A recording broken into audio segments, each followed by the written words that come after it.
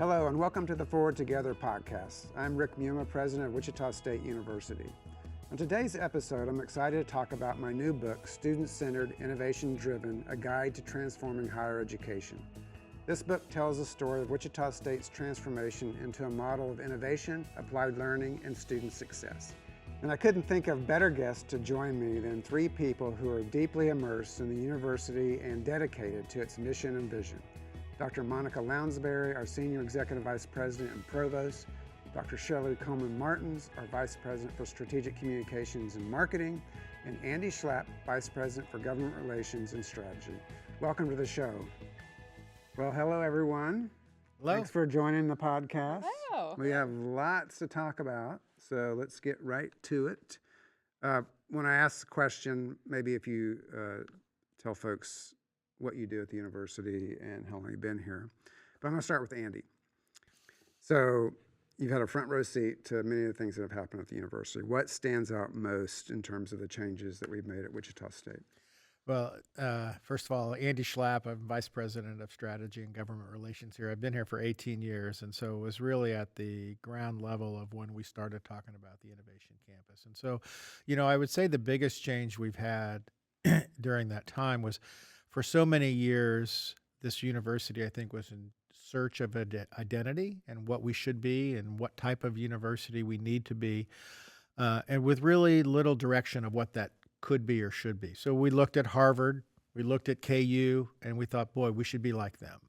And so we spent a lot of time. I went to school here, graduated in '92, really searching, and I would say kind of lost for years. And it really was when President Bardo came here and said, we're going to partner with industry, we're going to bring companies here, and we're going to have a place for our graduates to have jobs after they graduate, that we really started focusing on something that was revolutionary, different, and really, I think, looking back now, Wichita State has a definite purpose, a definite vision and mission, and we're doing so much more than any other universities are doing in this world. So it's really exciting time to be here. Yeah, and since we're talking about the book, that is one of the central messages in the book, is that we're not trying to be something that we aren't, and embrace who we are, embrace our identity, embrace the connection that we have, the community, the applied work, the applied research. So that really, I think, is, to me, what resonates most about what we've done over the last 10 plus years. So Shelly, you and your team helped tell the story of Wichita State. Actually, you were centrally involved in telling the story of this book, and we so appreciate all the work that you and your team put into that. In your view, why was it important to share not just what we were doing, but why we were doing it? Well, thanks for having me. Shelly Martins. I've been with the university about 10 years, so about the life of the book. I'm Vice President for Communications and Marketing here at Wichita State. And the why was central to telling this story because it's rooted in values and it united us.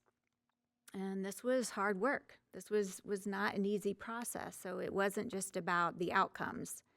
It was about changing things and being transformational and being rooted in knowing that the risk of not doing something may be greater than the risk of transformation, even though it was difficult. So being grounded in a unified why was critical. We would not have pushed through, I think, if we weren't united as a community, as leadership, in knowing that we were doing the right things for the right reasons. Yeah, and so you always remind me in your work, came from the corporate setting, and during the transformation, we're still transforming. This work never stops. You're always, it's great, Rick. This is how it is if we're going to really make changes. And so, can you give a couple examples of what we were doing when you came and what we're doing now that really kind of stand out? Sure. Well, I was actually here briefly before this, my current role. And that was after one of my corporate positions. I was with the Coleman Company, and they moved their headquarters. And I had to lay off my whole team and choose to either move to Colorado or stay here.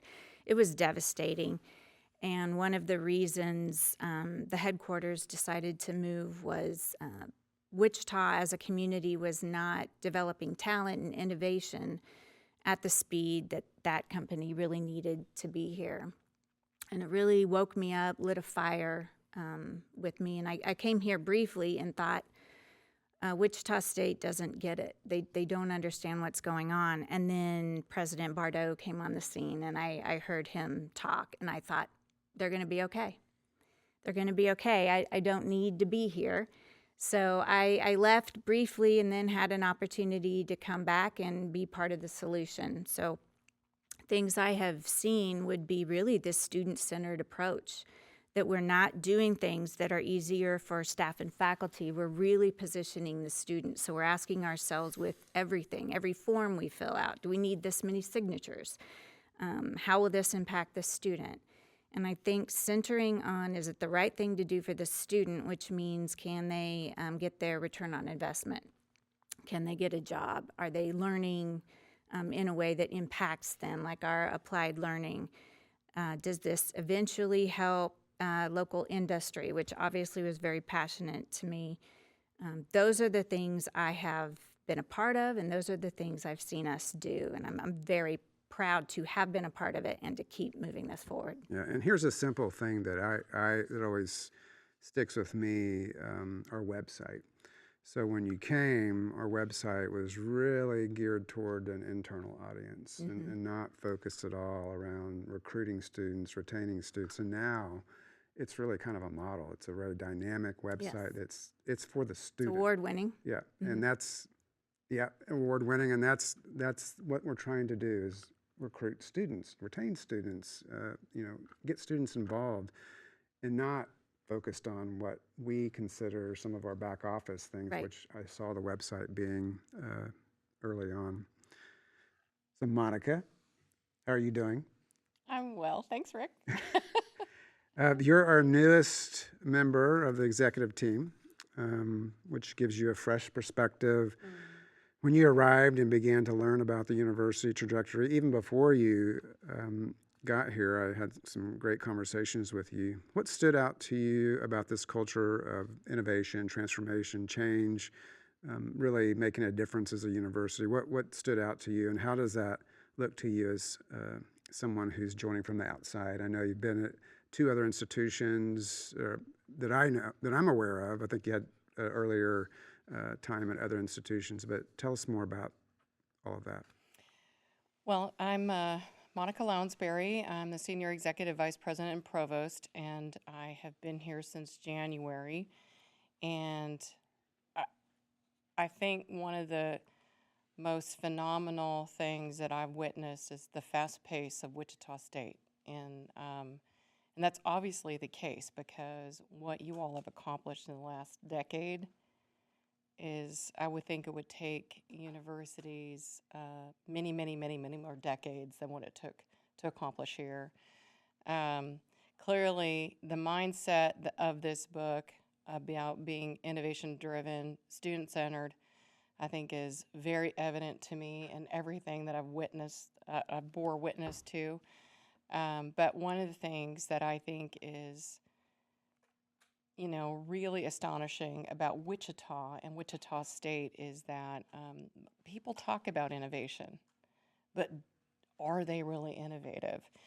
And to me, innovation really means that you can, understand the landscape that you're in, the context that you're in, and bring a value proposition to it and solve a problem. And that is the model of Wichita State. And what I really, really love about being here is you're not afraid to say that out loud, and you're not afraid to break the mold of what you did yesterday, or you're not interested in necessarily being like someone else, that you're unabashedly excited about being responsive to whatever is needed. And that's a really neat place to be part of for our students, because what they have is an institution that is really surveying the land for them and really identifying what the challenges are that we need to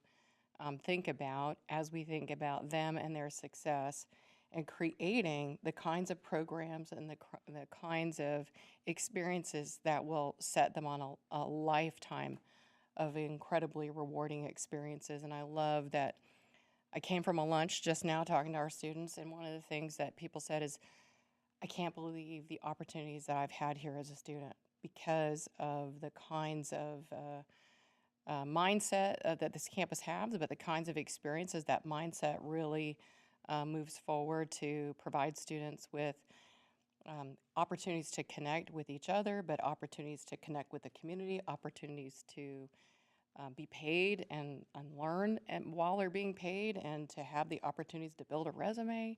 It just is an extraordinary place. I'm super happy that I've joined, and thanks for hiring me. Yeah. Well, one of the things that I recall often that you say, and I think is so true in just higher education. I've worked at 2 other institutions, and you've worked at 3 or 4 other institutions, and the kind of the traditional, and it's kind of to Andy's point earlier, the traditional viewpoint in higher education is that everybody's doing the same thing. It's just sameness, teaching, research, and service. And I know that you have felt in your past, on occasion, that you've been prevented from thinking in an entrepreneurial way and having that mindset. So talk a little bit more about that. I feel unleashed. Well, I think that there is an extraordinary proclivity in higher education to look over your shoulder or to look to see an exemplar someplace else, to decide if it's something that you can or should do. But I really, I like the entrepreneurial thinking that our campus has and that I found in our leadership, in that we need to be responsive to the moment, and that it's not that we're not interested in looking to see what's worked elsewhere, but I think we're mostly interested to see what will work here. And what I think is what will work here will work almost anywhere. And so I feel like I'm at an institution now that wants to drive the future instead of let the future happen to it. And that's a super exciting thing to be part of. Yeah. So Andy, back to you. A big part of our success that's been building partnerships with business and industry. And the whole reason the book was written is that 10-year anniversary of the Innovation Campus. And we really didn't start constructing the Innovation Campus until 2 years after we were thought about it. So it's really only an 8-year kind of history, which is phenomenal considering what's happened. Can you share how those partnerships have helped reshape the university? Give the listener an idea of how those first partnerships came about, and what were we doing and thinking, and who were we talking to? It was a very complicated thing. One of the things that Monica talked about is we're very entrepreneurial, and no other university was doing that. And I think one of the big steps we had to realize is that people kept asking us when they thought this was crazy, who else is doing this, right? And it was from the Wichita community. They were afraid that we were going someplace that nobody else had gone. So they needed reassurance in what they thought was a crazy idea, that somebody else has done this. And the fact of the matter is, if you start looking around, really nobody's done what we've done. And it's very unique and it's very different. And to have the courage to do that, looking back, you go, boy, we know who we are. Starting was not the same place, right? It was extremely difficult. I would tell you that the partnership with business and industry was hard. And how do you have a conversation? Who wants to be here, right? The initial conversation is, hey, you're going to be on a college campus. And you're like, oh, I'll be around young students and this will be great. And that's like exciting for like a month maybe. And then it's like, what are we doing? So we had to go out to companies and prove that we can make a difference to their bottom line. And so what we would do is say, what problems do you have? How can we help you? And we actually, in the beginning had to offer our services where we would have to pay for it, because companies wouldn't trust that a bunch of students that haven't graduated, don't have a credential, could actually do real work, not a co-op, not an internship, but really work for that company. And so when we went out and said, sure, we'll do that, we discovered that our students actually worked harder and better than other people they contracted with. They met the time constraints, they met the budgets. And then a lot of these employers who said, hey, we're not going to hire, ended up hiring 60, 70% of them. And the other people who were looking for jobs left because they had experience in the real world. But really, that's a great story, but there's still got to be a benefit to that company. And the benefit to the company is we could improve their bottom line if they partnered with Wichita State. Typically what happens for a company, you hire somebody new graduate. They don't have the skill set for that company. And it takes about 2 years to become profitable. So when you hire that employee, you pay them less than the competitors are paying because you're going to train them. And as that person goes through their 2 years of work experience, they realize that the competitors pay more money. So by the time they finish their training, the other companies poach them, which is exactly what these companies want to do. So what we've been able to do is say, look, use our students, have them work for you while they're going to school. You get 4, 3, 2 years with that student. You know who you're hiring, if they fit your culture or not. And then what we've discovered is we can shrink that window from the time of hire to them actually making a difference to the bottom line of the company can be 6 months or less. And I think that's the real secret and key. Today we have over 50 companies on our campus that are working with our students, but it was that first company that had to come here and see if it could work, right? Mm-hmm. And once that first company came, it was easier to get the second and so forth. And so really it was the proof of concept, and some of these companies really had to take a chance, but I think Wichita State really stood up and said, hey, you know what? We're going to show you that we can do this. We'll pay for it in the beginning. And I think that was honestly a lot of the pushback from the community is, where's the money? How are we making money? And we were like, this isn't about making money. This is about giving our students at Wichita State a better opportunity and a better education than they're going to get anywhere else in the country. And I think those that have come here and seen that, okay, they're going to be an engineer, just like any engineer, whether you're at Auburn or Arkansas or wherever, we're going to produce engineers. The difference is our engineers have been working for multinational companies for 2, 3, 4 years and leave with a tremendous amount of experience that you're not getting at other universities. And I think that's just the difference of what's happened at the Innovation Campus. I just want to make a comment. One of the reasons for this book, besides the fact that this is the 10th year of the Innovation Campus, is that we wanted to tell a story that was kind of warts and all of what this took, the challenges that we all faced during that time and continue to face. This isn't easy. And it also, the book provides some guideposts in terms of what you should be thinking, what questions you should be asking. We have people all the time connecting with us, universities, companies, wanting to learn more about our model. And I didn't want to write a book that was just, everything's just wonderful, because everybody knows that wouldn't be the case. Any kind of change is difficult. And I also wanted to say one other thing about what you said, Andy, in terms of the applied learning model. What's different, we do have co-ops and internships, but what's different about this applied learning model is that we want students, the moment they show up on campus, we want them to start connecting with business and industry partners, the ones that we have on our campus, the ones that are in the university community, because we want them to start professionalizing. And then many of them choose to take different jobs over the course of time, but some of them stay there the entire time and then go to work for them. That is different.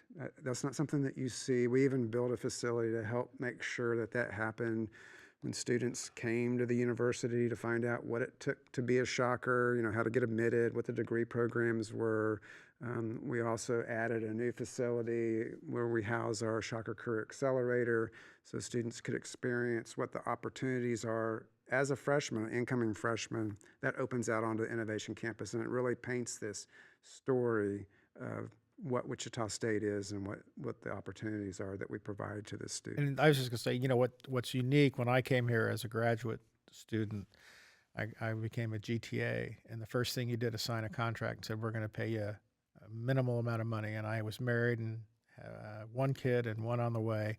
And they said, here's how much we're going to pay you. And oh, by the way, since you're a student, the best thing for you to do is not work. So we're not going to allow you to work outside of the university. You only do this. And you're going to graduate because you have to focus on your studies. And that's what most universities are going to say. Working, that gets in the way of a university degree and a credential. Mm-hmm. I think what we've said is, you know what? Students are capable of doing both, and both matter. Both make a better graduate. And again, you're just not going to see very many universities that say, hey, when you come to school here, get a job. Mm-hmm. They're going to say you need to focus on your studies. And I think that gives too much time for people, and they don't learn to manage their time and do things that I think our program does, which is what's creating the excitement and why, under your tutelage, we've had extreme, an enrollment growth for so many years where other schools are not experienced those same things. Well, and those applied learning experiences, as has been said before, over 12,000 students, almost $40 million that they're earning collectively to help them support their education, and so they don't have to go get another job, and they can apply the skills that they're learning in the classroom. I just want to tack on to another thing that makes us different about applied learning. Others that have done applied learning, it's maybe somebody else's problem to lead or program to push. It's maybe it's the career office, but here it starts with the president. I mean, it permeates every aspect of our university. It's very much centralized. It's not just one group or one department's metrics to meet. It's all of us. It's in our mission. You talk about it all the time. It has appeared not only in our website and our marketing, but in physical spaces. Yeah. And connecting our admissions journey right through the campus to the innovation campus. It's So woven into the fabric of the absolutely university, definitely, for sure. All right, so one of the themes of the book is that transformation takes collaboration, grit, bold choices. So I'd like to go around the table here and ask each of you, what's one lesson from this journey that other universities or really any other organization could take away from some of the lessons that we've learned, what we're doing here? Let's start with you, Monica. Well, one of the things that I love about Wichita State is it's truly student-centered. Because if we're really not in the interest of the university, then we're going to do everything we can to create an opportunity for learning and success that is not a proxy.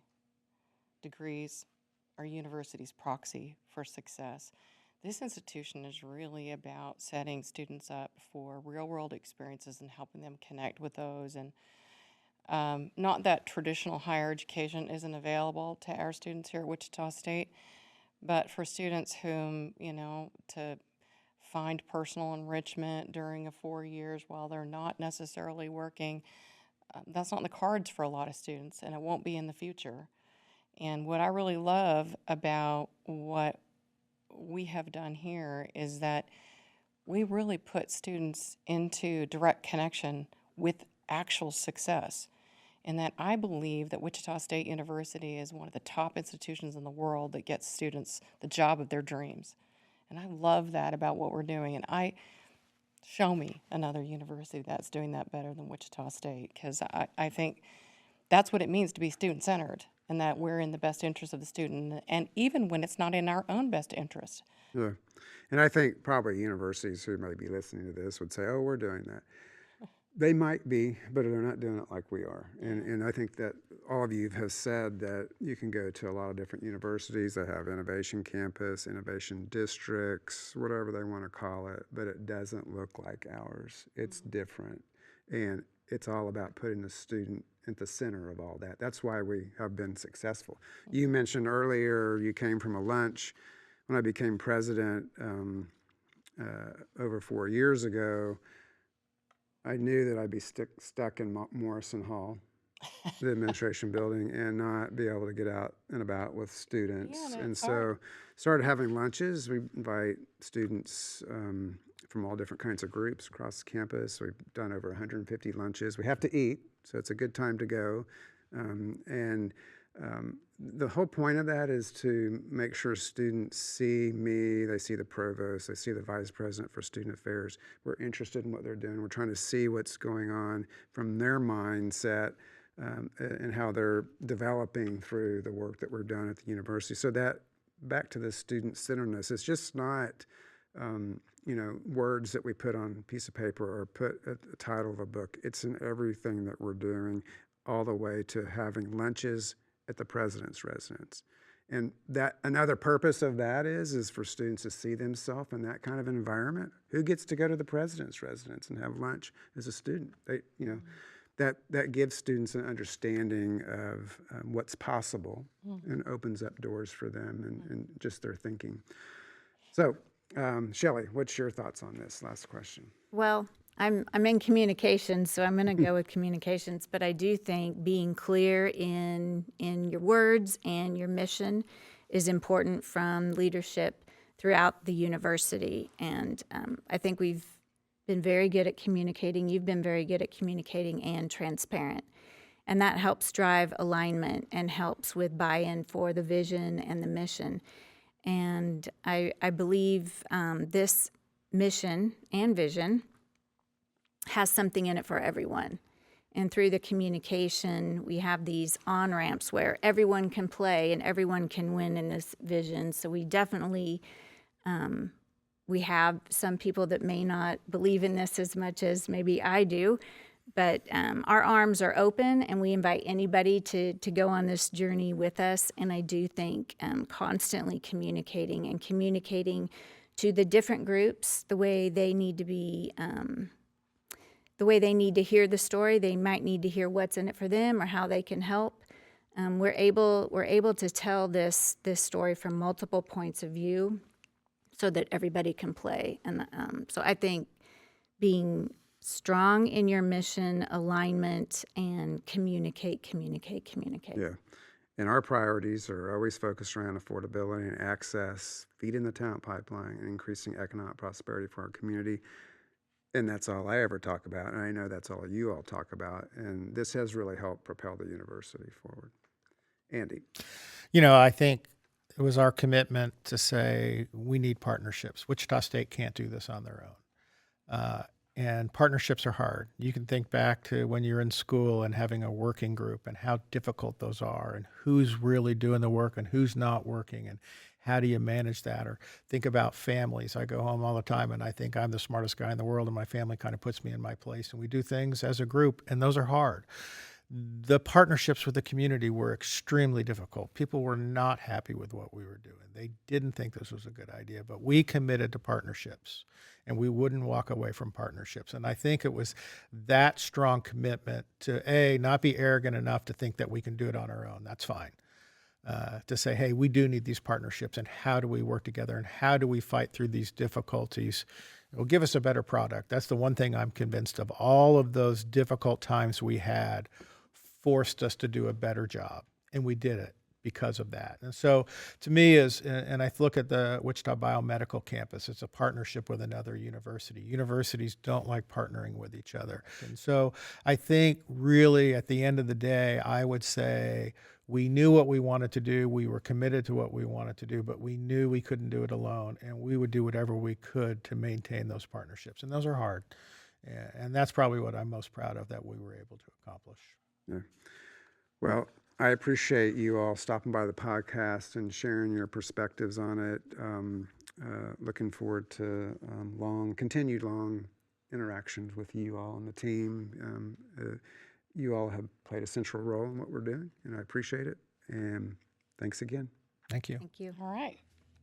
Thanks for joining us today. Be sure to follow, rate, and share the podcast so others can find it too. Join me for the next episode of Forward Together podcast as I talk with Wichita State alumnus and leadership consultant Carl Bowden about how his time at WSU shaped his approach to leadership coaching.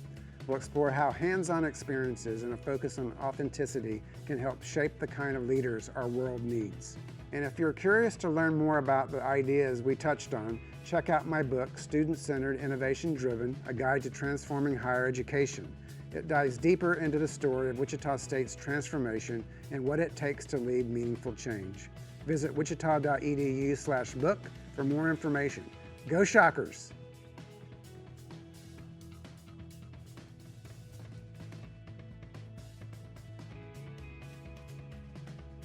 Sponsorship for the Forward Together podcast is provided by Scott Rice Office Works and the Shocker Store.